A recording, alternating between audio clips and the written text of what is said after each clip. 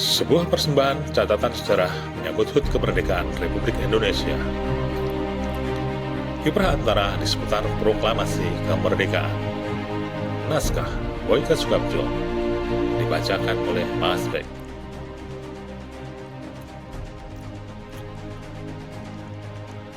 Pada 15 Agustus siang, Mokhtar Lubis memberitahu penyiar radio Jepang Yusuf Ronodipuro tentang kekalahan Jepang.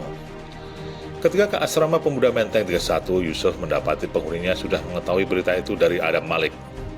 Adam Malik adalah pendiri Antara, menjadi duta besar, menteri luar negeri, wakil presiden, dan hingga kini tercatat sebagai satu-satunya orang Indonesia menjadi presiden Majelis Umum Perserikatan Bangsa-Bangsa.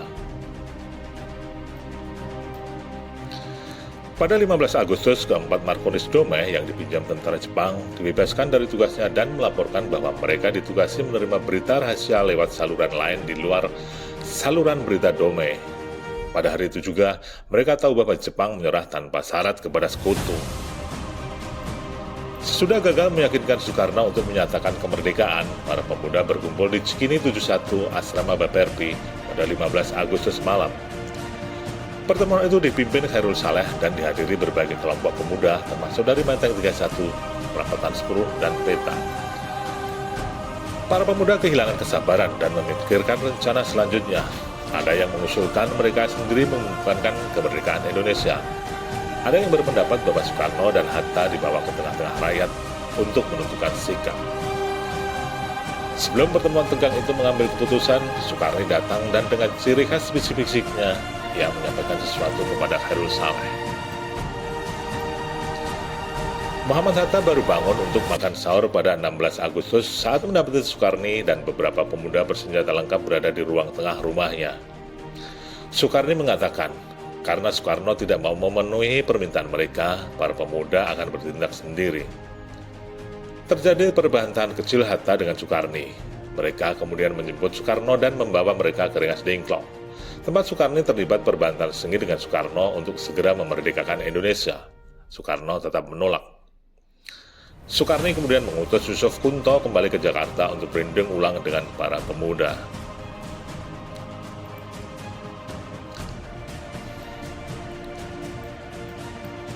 Sejak 16 Agustus pagi, di Jakarta terjadi kehebohan akibat Soekarno dan Hatta hilang, sementara mereka harus memimpin sidang PPKI sebagai ketua dan wakilnya.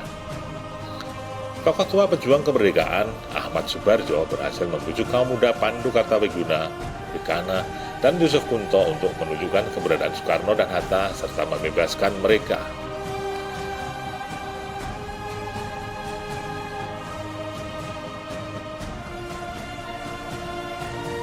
Ia bergegas akan berangkat ketika Pandu mengatakan, "Bapak tidak bisa berangkat ke sana sendiri, sangat berbahaya. Mereka tidak mengenal Bapak. Yusuf Kunto akan menemani Bapak." Pandu adalah pendiri Antara dan sahabat Adam Malik sejak bertemu di penjara Gang Tengah Salemba pada 1935.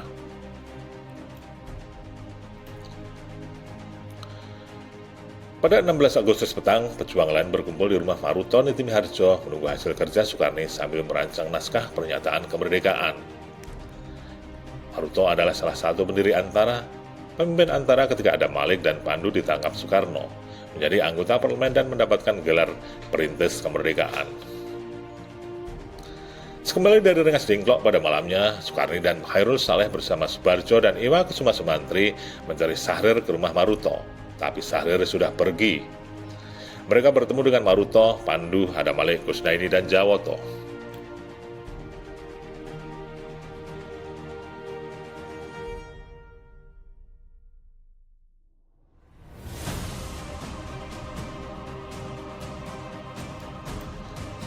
Setelah Soekarni memberikan laporan perjalanannya dan dari Rengas Dengklok, diputuskan bahwa yang akan menandatangani naskah pernyataan kemerdekaan adalah 6 pemuda, yakni Soekarni, Khairul, Adam Malik, Maruto, Pandu, dan Jawoto. Soekarni dan Khairul ditugasi menghadiri rapat di kediaman Laksamana Tadasi Maeda.